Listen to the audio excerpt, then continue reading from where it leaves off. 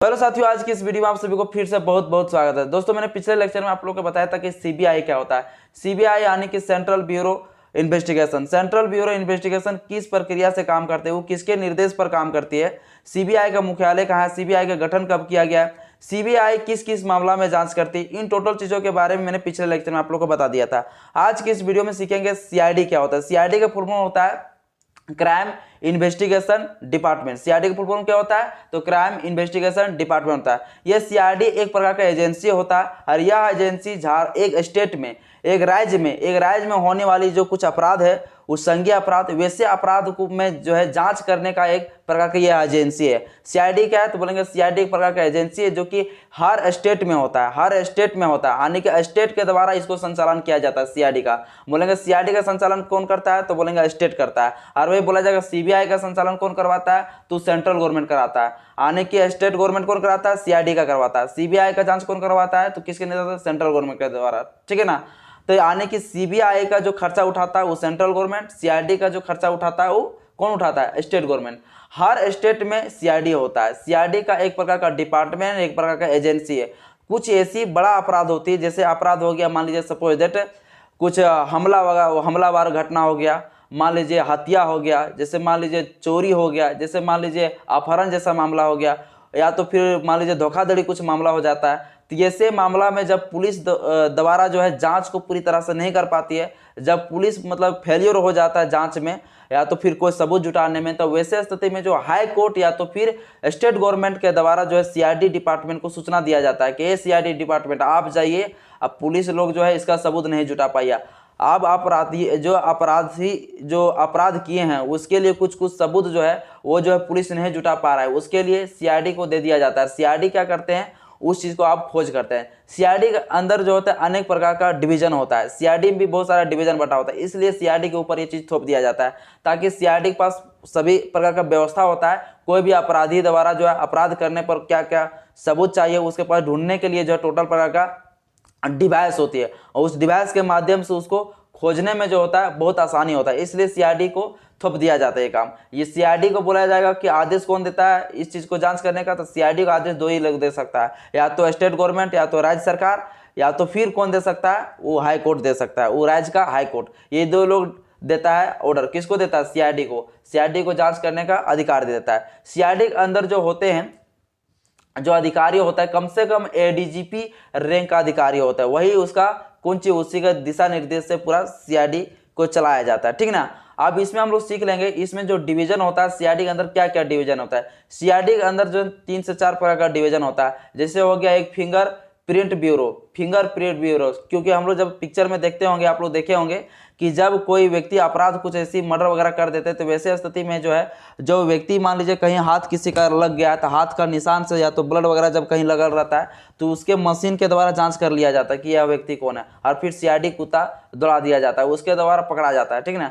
तो उसमें finger print bureau एक अलग होता है। फिर दूसरा होता है फुट प्रिंट ब्यूरो मतलब ये हो गया कि अगर जो व्यक्ति अपराध करके भागा है, तो भागने के दौरान अगर पैर का निशान लग जाता है, तो वैसे स्थिति में फुट ब्यूरो डिपार्टमेंट को बुला के जो है उसको होता है, वो डिवाइस होता है, उस डिवाइस के द्वारा पता कर लिया जाता है। यानी सीआईडी के अंदर भी डिवाइस होता है, फुट के लिए अलग, फिंगर के लिए अलग, उंगली का निशान के लिए अलग है ना।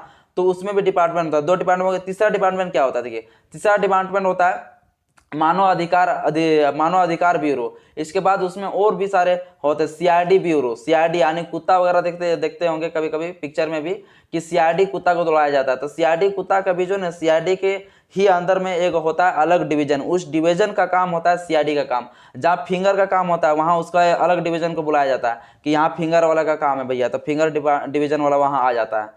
तो सीआईडी के पास ये टोटल प्रकार के व्यवस्था होता है, 3 से 4 प्रकार का मतलब एक प्रकार का ब्यूरो होता है। उस ब्यूरो के पास पूरा तरह से जो है व्यवस्था होता है किसी भी अपराधी को पकड़ने के लिए, उसके पास हर सभी चीज़ें के डिवाइस की पूरा मतलब मौजूद रहता है, उसके पास डिवाइस मौजूद रहता है, जिसके वजह से कोई भी अपराधी को आसानी से पकड़ लेती है। या तो सबूत जुटाने के लिए उसके पास बहुत अच्छा दिमाग होती है, बहुत ऐसे मशीन होते हैं जो कि वह कोई भी अपराधी को सबूत को जुटाने के लिए उसके पास बहुत सारा मतलब तरीका होता है जिसके वजह से सीआईडी को जो होता है ये आता है, इसलिए सीआईडी को ये चीज को थोप दिया जाता है कि आप इस चीज को जांच करिए। तो आई होप दोस्तों आप लोग समझ गए होंगे सीआईडी क्या होता है। सीआईडी के पहले सबसे पहले आज से 119 वर्ष पहले अंग्रेज के टाइम में किया गया था। अंग्रेज के टाइम में किया गया था, कब किया गया था? आज से 119 वर्ष पहले, आने के 1902 में जो है इस चीज का प्रयोग सबसे पहले अंग्रेज लोग ने किया था। सीआईडी का स्थापना सबसे पहले अंग्रेज ने कराया था, जो कि आज हम लोग पढ़ रहे हैं स्टेट में सीआईडी होता है। तो आई होप दोस्तों आप लोग समझ में आ गया होगा कि सीआईडी क्या होता है, सीआईडी जांच कैसे करती है, सीआईडी